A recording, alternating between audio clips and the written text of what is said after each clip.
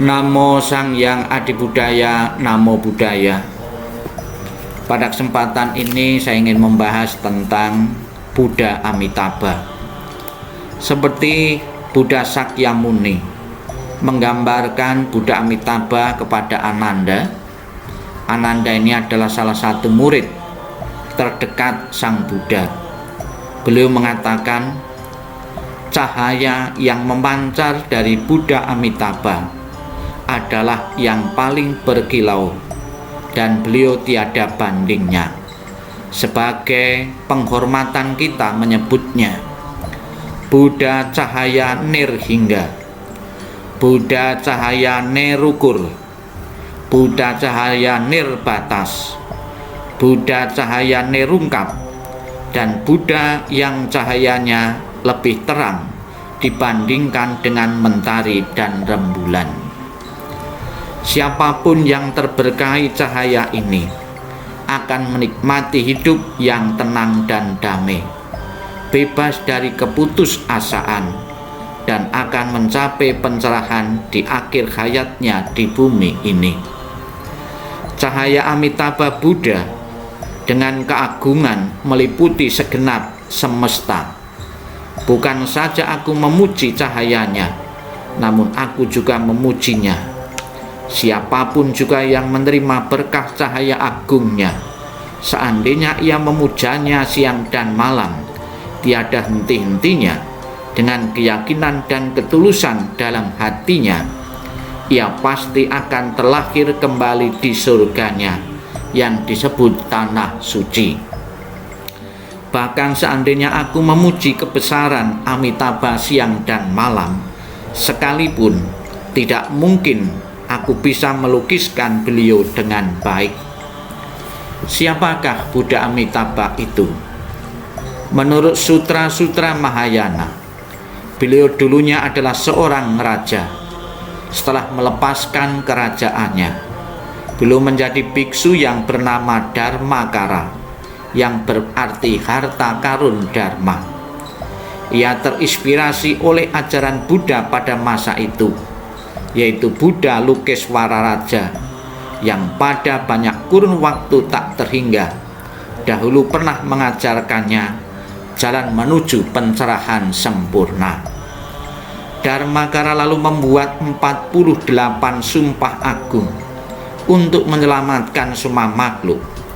Sumpah ke-18 yang merupakan landasan tanah suci berbunyi seperti ini: setelah aku mencapai kebudaan, seandainya semua makhluk dari 10 penjuru yang bercita-cita dengan penuh ketulusan dan keyakinan untuk terlahir di alamku mendaraskan namaku sampai 10 kali, namun gagal terlahir di sana, maka biarkanlah aku tidak mencapai pencerahan sempurna. Sejak itu, setelah memumpuk kebajikan selama 5 kurun waktu yang tak terhingga lamanya, akhirnya Bodhisattva Dharmakara mencapai pencerahan sempurna dan menjadi Buddha Amitabha. Artinya, sumpah agungnya yang penuh dengan welasih tak terbatas itu kini menjadi kenyataan. Surga yang disebut tanah suci atau Sukawati telah terbentuk. Para makhluk yang menderita pasti dan akan terbebaskan hanya jika mereka berkeyakinan penuh mendaraskan namanya. Bagi orang Tionghoa, mendaraskan nama Buddha dengan keyakinan penuh dikenal sebagai Nenfo, yang berarti mendaraskan nama Buddha. Istilah Jepang untuk dipraktikkan ini dikenal sebagai Netbusu. Dalam praktek ini ada 3 kualitas penting yang harus ada dalam hati: ketulusan, keyakinan, dan aspirasi atau cita-cita untuk terlahir kembali di tanah suci. Doa atau rumusan sederhana yang harus diulang-ulang adalah Namo Amitabha. Kita boleh mengulang-ulang kata-kata dalam bahasa Sanskerta. Namo Amitabha Buddha, yang secara harafiah berarti terpujilah Buddha Amitabha, atau aku berlindung pada Buddha Amitabha. Bagaimana cara mendaraskan?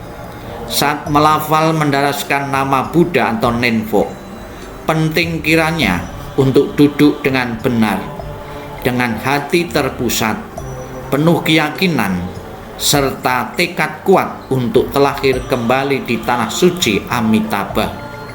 Kita juga harus sadar bahwa keselamatan tidak semata-mata dipengaruhi kekuatan Amitabha, namun lebih terutama berkat upaya pribadi dalam praktek ini. Akan lebih baik jika kita menaruh citra Buddha di hadapan kita, agar kita dapat melihatnya selama melafalkan. Dan saat mulut kita melafalkan nama Buddha, kedua telinga kita secara seksama mendengarkan keenam suku kata itu, Namo Amitabha, sehingga batin kita dalam perhatian penuh dan tidak melayang-layang. Para pemula akan menemukan bahwa perhatian batin mereka tercerai-berai. Ini membuat mereka galau, merasa berat, bahkan frustasi. Ini cukup normal. Jadi janganlah mudah menyerah dalam praktek ini. Sebaliknya, kenalilah fakta bahwa batin ini masih kurang dalam perhatian dan disiplin. Mereka seharusnya juga bersyukur karena telah menemukan latihan yang bisa membantu mereka untuk memusatkan perhatian dan batin yang sukar terkendalikan, serta untuk menerima tantangan besar ini untuk berhasil. Alih-alih berputus asa, dengan kesabaran mereka seharusnya mencoba lebih keras dan terus melakukan pelafalan dengan semangat baru. Beberapa waktu kemudian, hasil upaya mereka akan terasa. Keheningan muncul dalam batin. Setelah itu, Nenfo akan lebih mudah dipraktekkan. Demikianlah Bapak Ibu, akan saya sambung dalam video-video yang akan datang. Namo Sayang Adi Budaya, Namo Buddhaya.